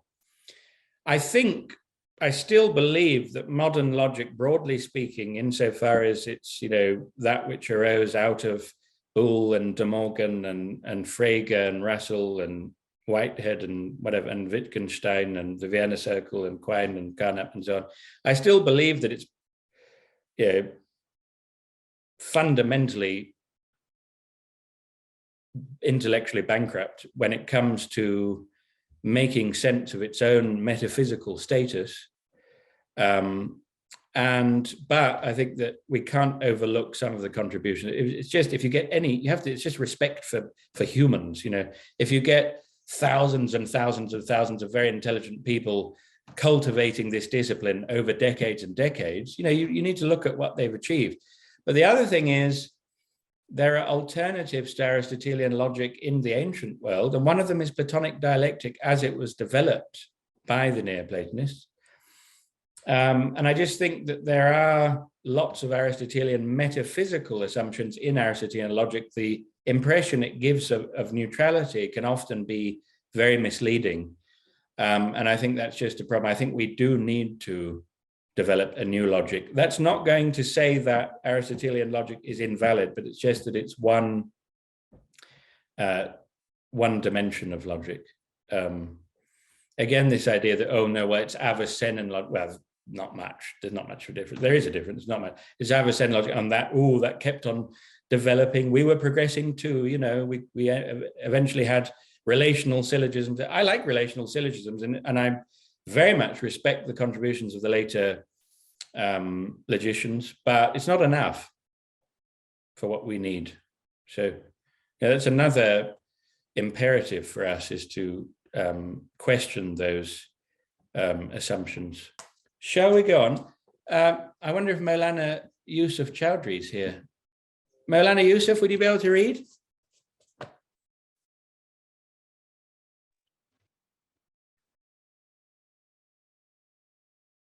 Right, never mind. Maulana Niaz, would you be able to read on? Absolutely. Thank you. Sidi Yusuf is being blessed by his surroundings in Bursa, so he's. Oh, yes. Oh, sorry. Wow, you're so lucky. You're always in Turkey nowadays. MashaAllah. Make dua for us at the maqams. So let me just clarify. We're on page 66. The one over the many, is that it? I think so. Yeah. Okay.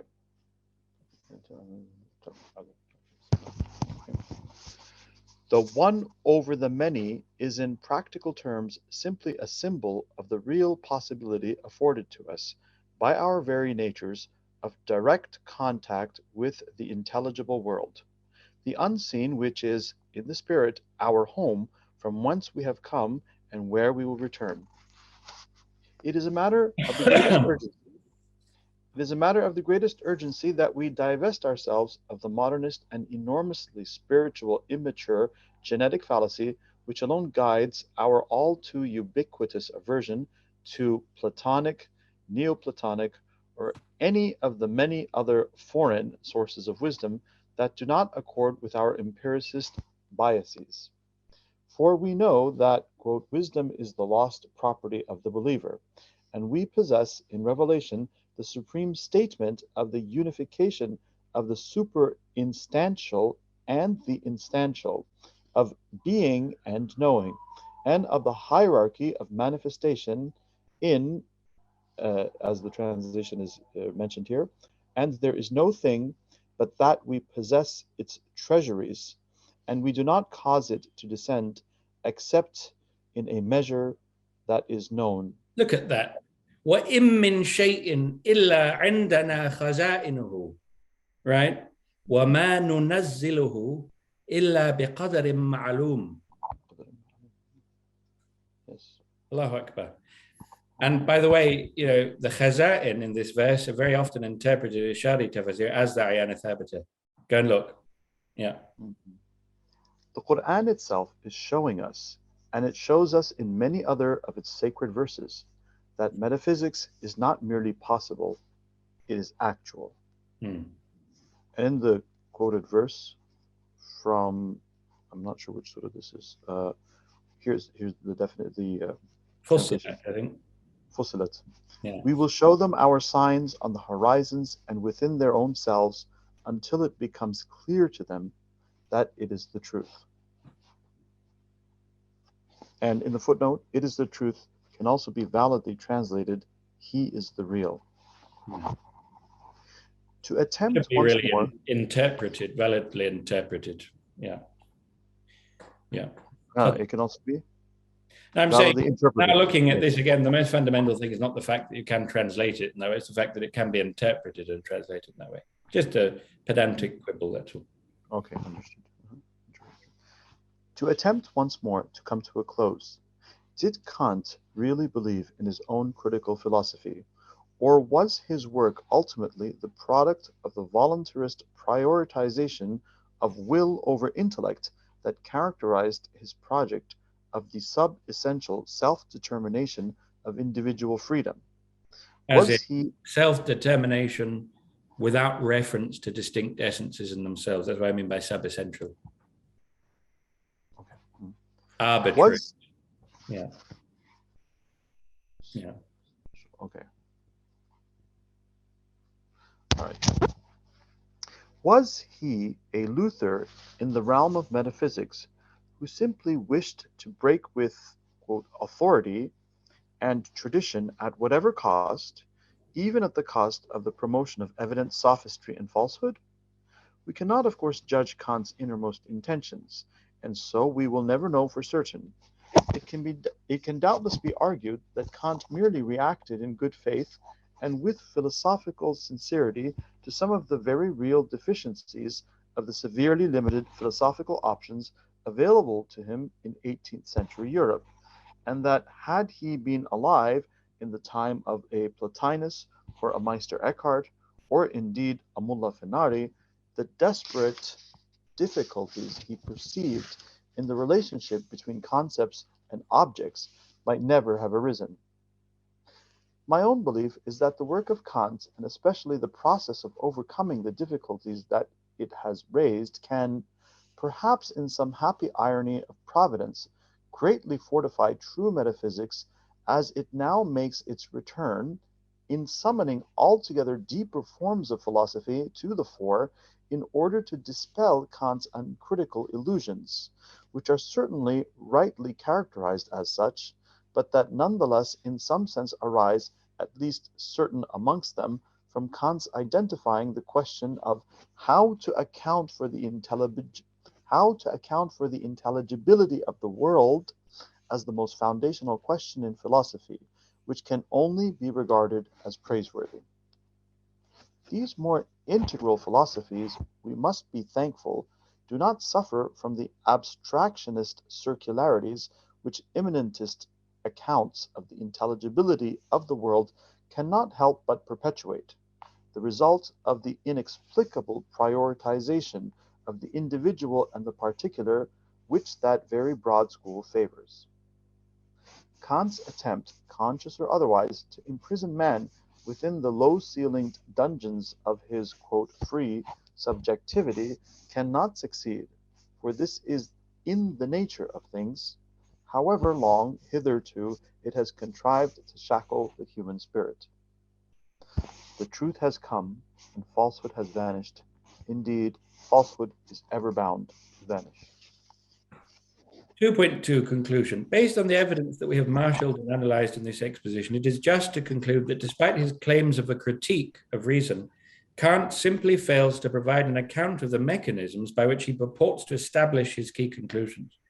Because of the non-empirical nature both of the principial starting points and of the conclusions that Kant puts forward, many of which we have exposed to view in this paper, and his limitation of knowledge to that which pertains to possible sensible experience, there is simply no way in which, on Kant's own terms, such non-empirical conclusions can be consistently deemed genuine truth.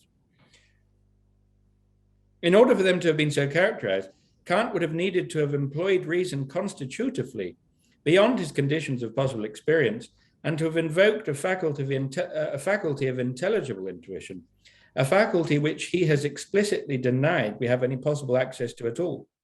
But even then, his conclusions would have been self-refuting. They would have represented instances of precisely the noumenal knowledge that the same conclusions are supposed to have ruled out.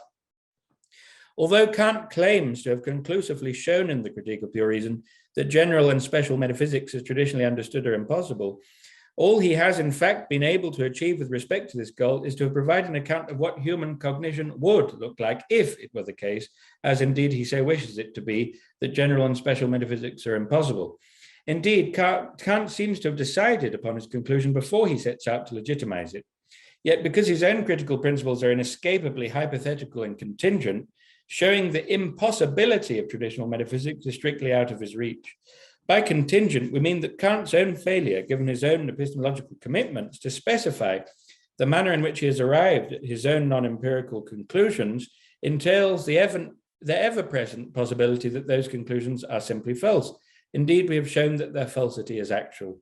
This is due to the fact that because Kant rules out the actuality of intellectual intuition into an intelligible state of affairs underlying the sensible world, his pronouncements on the nature of the apparatus of our human condition and the limits of our knowledge necessarily arise by analyzing the features of experience, ultimately individual experiences, given color by his own ungrounded, non-empirical interpretations of those experiences.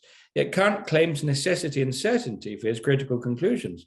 Now, one of the entailments of a proposition expressing a necessary truth that it becomes impossible for the contradictory of that proposition to be true. Yet Kant claims that the principle of non-contradiction and its derivatives, like excluded middle, such as that of the excluded middle, are only true of appearances. By claiming his own limitation of knowledge to appearances is true rather than false, then he cannot help but invoke them in formulating his great critical conclusions, which are meant to apply beyond appearances. Nothing perhaps more clearly sums up the lamentable failure of a great work, the Critique of Pure Reason, rich with philosophical insights that inform so much of subsequent philosophy, to maintain genuine consistency at the most fundamental level. Sallallahu ala Sayyidina Mawlana Muhammad wa ala alihi wa ashabihi ajma'in. Sallallahu alayhi wa sallam. Walhamdulillah al-Fatiha. الرحمن الرحيم مالك يوم الدين إياك نعبد وإياك نستعين اهدنا الصراط المستقيم صراط الذين أنعمت عليهم غير المغضوب عليهم ولا الضالين آمين. Alhamdulillah. We can finish that. We finished that book now, and we'll inshallah we'll return to the Nafs al-Amr book, and I think perhaps we'll go on with. We basically finished 1.6 on beauty. I think perhaps we should do time in eternity next, which is 3.7 in Plotinus, inshallah. Do you have any discussion points and anything before we go? Yes, if I may ask a few things. Yeah. So correct me if I'm wrong. Classically, according to the Islamic understanding of Plato, he would have considered time as a jawhar mujarrad. Yeah. Would that be correct, more or less? Imam Razi supports this and defends Plato about this. Wallahu alam. Yeah. I think they're possibly misusing the word Johar. Okay, fair enough. But I think this is broadly connected to the Platonic account of the nature of body as well, and the idea that the corporeal world and matter obtains in a kind of receptacle. It represents a kind of receptacle. I mean, for example, you'll find in accounts of, in our tradition, what is the Platonic tradition? When I was teaching Hidayat al-Hikmah, for example, there were some very, very interesting footnotes by Sheikh Abdul Hamid Turkmani about what is the Platonic tradition here. Not that many, but a lot of them were quite useful. It's this one. Yes, he's come out with this, I believe, yes. Yeah, I used that quite a lot of the time, but actually the particular edition I taught was this. It's the nice Karachi edition, but it's actually just very nice as a Kitab Darsi. Anyway, so, they say, and it was really interesting. It's like, well, that really is the position of the Platonic tradition. Later, they say that, the nature of body is fundamentally just what the Aristotelians would call sura jismiya. So it's just the extension themselves. So again, like we traditionalists, we pour scorn on Descartes. It's like, oh, how awful. He said that, body is just extension. But actually, it turns out it is actually just extension. What he didn't, and actually, interestingly, Descartes is very Platonic in many ways. I think that, Descartes' system overall is very sad. I think it's not a great system. He was a magnificent genius, but I think what he concluded was very sad. But there are elements of his philosophy which I think we need to take a little bit more seriously.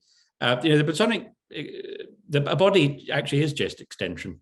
Part of the reason for that is because the reflection of the pale imitation of intelligibility that it possesses is not from itself; it's from that which transcends it. So you have the logoi in nature giving a kind of faint intelligibility to the corporeal object. Plotinus rejects, and when we say Plotinus again, don't forget he considers himself to be and he is, I mean, he was considered by later Neoplatonists the exegete par excellence of Plato, right? So he's like, the commentator on Plato as far as he's concerned. But that's, of course, not the conception you get from post-Schleiermachian appraisals of Neoplatonism, which is that it's just this syncretist mixture of a bit of Stoicism, a bit of lots of Aristotelianism, and lots of fanciful interpretation of Plato. But, of course, there's a changing consensus, growing consensus now that actually we should take the claim of Neoplatonists to be just commentators of Plato much, much more seriously. The nature of body is that it's simply extension, right? Now, there is a certain cogency to the peripatetic argument. Why does anyone know why the peripatetics invoke prime matter? What's the philosophical argument for why they invoke why prime matter for them has to be a necessary component of the individual thing as hylomorphic substance? Try to note this down, because I really want us to build up a kind of body of argument. So the basic thing is this: the body itself is extension. That's the sorta gismia, right? That's the fundamental nature of body, qua body. But for them, it's not the nature of instantiated body. It's like the conceptual appraisal of body is just the sorta gismia, right? So it's just the three-dimensional extension of the body. So that's al-ittisal, right? That's al-ittisal. But the thing is, we also find, as appertaining to bodies, this thing called infisal, the fact that they can become separated. So you can cut a body in half. Let's say you saw a log in half, and then you have two logs, right? Now, those two logs, insofar as they're corporeal entities, they both now have their own sorta gismia, which is the particularity of their extension in 3 dimensions. So this one has the particularity of extension in 3 dimensions. This one has the particularity of but you have the fact of that infisal, right? Now, this is the question, what is the substratum of that infisal, right? Because all we seem to have had is ittisal. We have the fact that the body has ittisal, it's that extension in 3 dimensions, but what's the substratum making possible the infisal? Is it the ittisal? Now, do ittisal and infisal go together? Can ittisal be the substratum of infisal? Qat'an la, because then it's ittisal would turn into infisal, and they are mutually exclusive.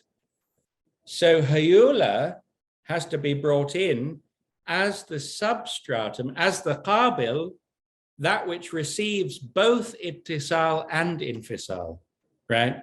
So the prime matter, hule, or hayula in our tradition, is the qabil of ittisal and infisal. So that's why the body has to be composed of hayula, which is pure potentiality in itself. It doesn't make any sense.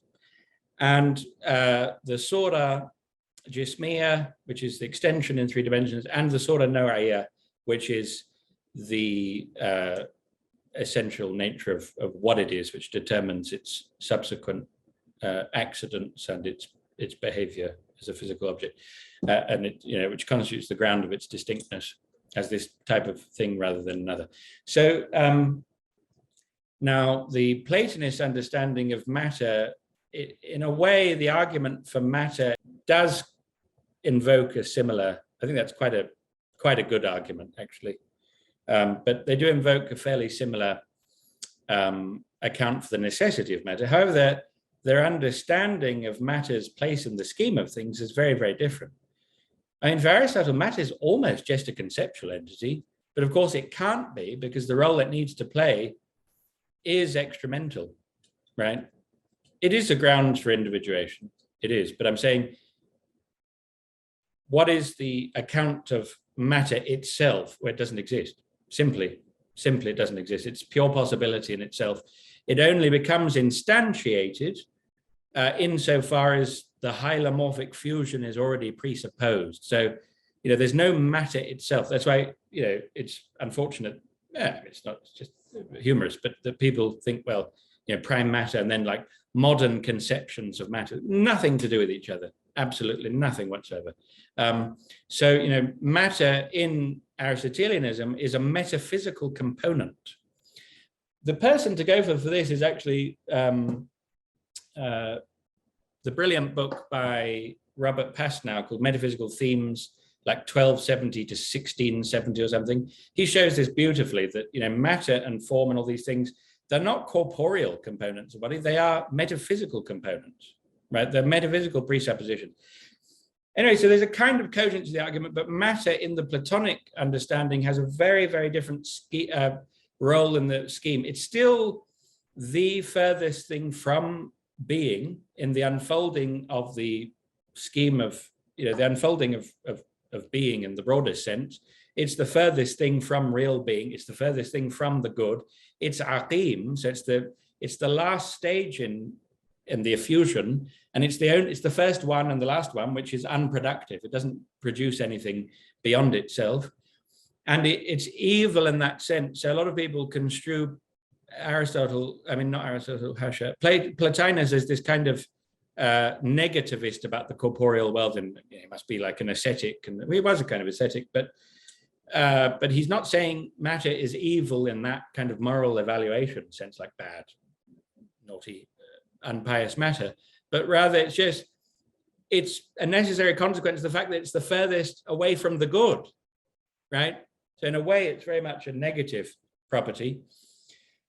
But matter is the necessary framework for the instantiation of corporeality as that potentiality for particular instantiation, but it's a completely different scheme, because you have the procession of soul. Soul looks up to intellect and says, intellect's happy just to remain there rather selfishly contemplating eternal beauty, but I want to create, I'm the principle of motion. I want to create multiple instantiations of what I see in the forms. And so you have the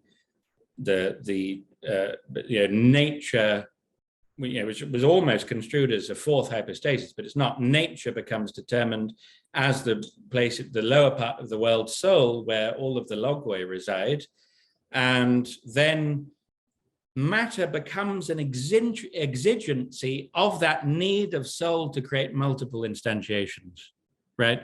So it's a very different understanding. But then, it is similar to Aristotle in the sense that it does need to be that qabel of ittisal and infisal, and it is in itself very, very shadowy and a very, very uncertain ontological status in itself. So I would say that that account of time as being, if you're talking, you see, because Platonists, substance is reserved for the world of the forms. So insofar as they're using the term substance, that could be, I don't want to jump and say it's a misunderstanding. Maybe it's just an equivocal use of the word substance. And what they mean by that is, because the world of becoming arises from an already existent intelligible world of exemplary causality and intelligibility, the world emerges as a kind of receptacle, right, for the possibility of all of that. So, and in that sense, time, insofar as it is the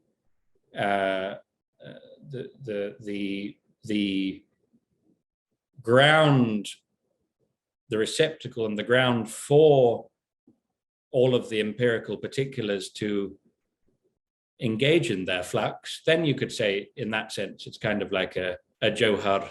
So it's a receptacle. But if you look at someone like Plotinus in 3.7, I think it becomes very, very clear that there's no very clear correspondence of the way that view is framed with what is recognizably the Platonic view, but there's a lot of overlap. I don't know if anyone else has any comments on that question that can help. Actually, related to this, there is the account of time by Imam Dawud al-Qaysari, if I'm not mistaken. Isn't it true? He has a risala. yeah, it's a very interesting Risala. Yeah, he says that time is miqdar baqa al-wujud. Yes.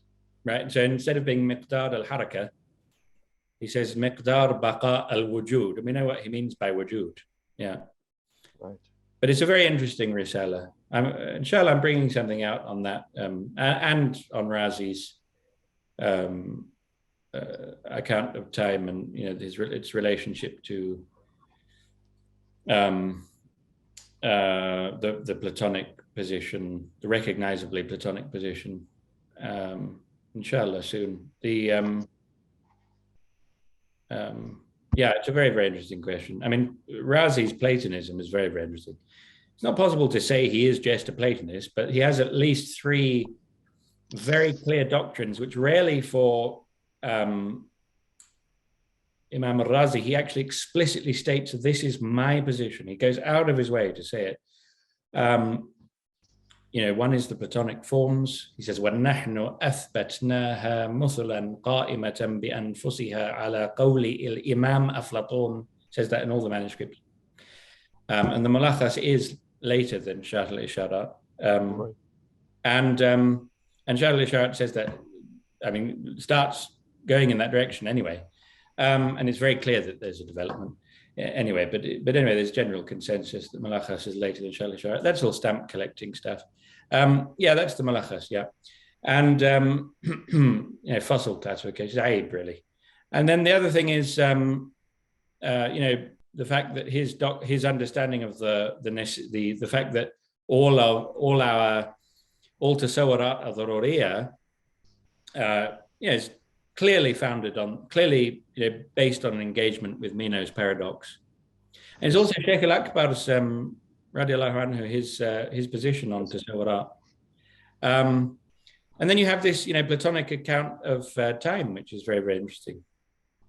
So very interesting, because he was he wasn't interested in taqlid, he was doing a proper tahqiq, he was looking at everything, all of the different sources.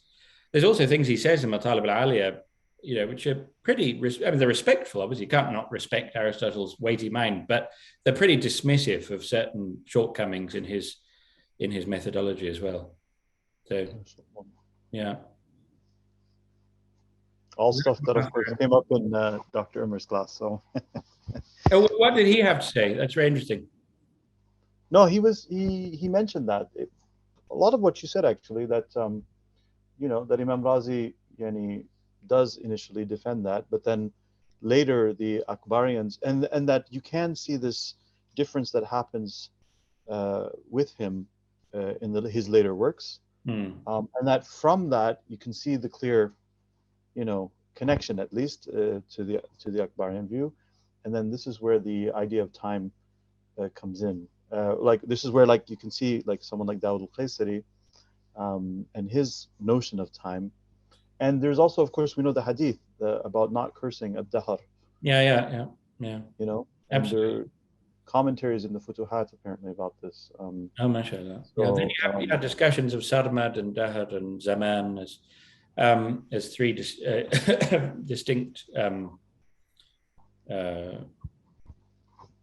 dimensions of what we would broadly call time. But the point is, time as we recognize it is merely the lowest level. Peter Adamson has a good article on time in Imam al-Razi. Yeah. Maulana Shamil. First of all, Jazakallah khair, Shaykhna, for your dars and your time, and obviously exerting your voice to this extent. I hope you're not losing it by this point. If you don't mind me asking, would time not be sort of a precondition for evil, like metaphysical evil in that sense?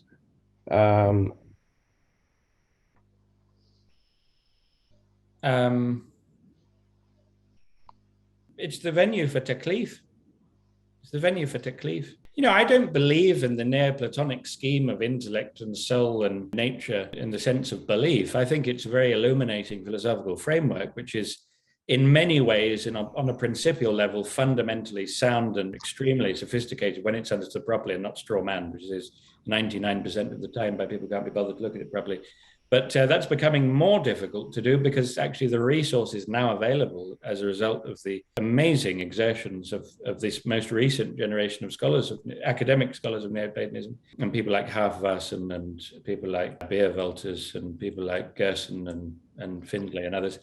I think it's a very helpful framework. But the framework that I believe to be most true, philosophical framework, I'm not talking about Aqidah, because we all have an Ash'ari Aqidah or a Maturidi Aqidah. The philosophical framework I find to be most cogent is the Akbarian framework with certain Avicennan apparatuses, but definitely not an Avicennan cosmology or ontology. But now certain Platonic modifications in the philosophical structure and the tools of analysis that they offer and the apparatuses that they provide specifically for dealing with certain contemporary problems and dealing with, because the Akbarians they don't view themselves as philosophers, and they are cautious of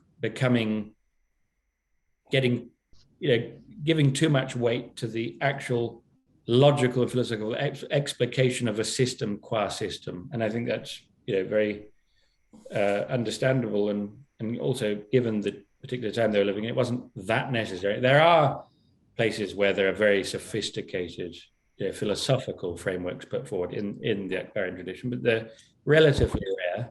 And I think one of the exigencies of this time is that it's definitely absolutely important that we have something of profound systematic depth. Doesn't mean becoming rigid or dogmatic, but it means having a principial framework that allows for lots of development in different directions. Maulana Santiago, how are you? سيدي السلام عليكم ورحمة الله وبركاته. جزاكم الله خيرا. How are you? أهلا وسهلا. بارك الله فيكم. حياكم الله. See that issue about the position of the Sheikh al-Akbar's, his position on tasawwurat, that sounds fascinating. Where can we glimpse this? Where can we read about this?